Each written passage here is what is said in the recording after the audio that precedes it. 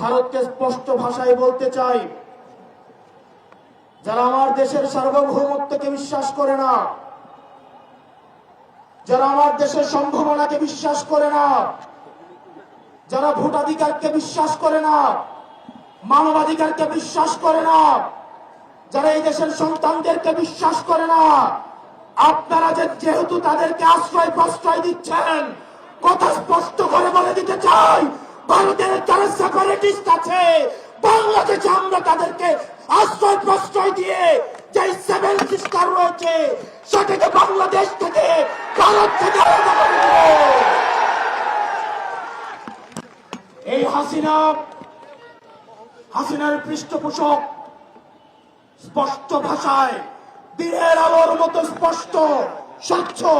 তাদেরকে ভারত অর্থ দিয়ে, তাদেরকে অস্ত্র দিয়ে, ট্রেনিং দিয়ে বাংলাদেশের বিরুদ্ধে তাদেরকে দাঁড় করিয়ে দিচ্ছে।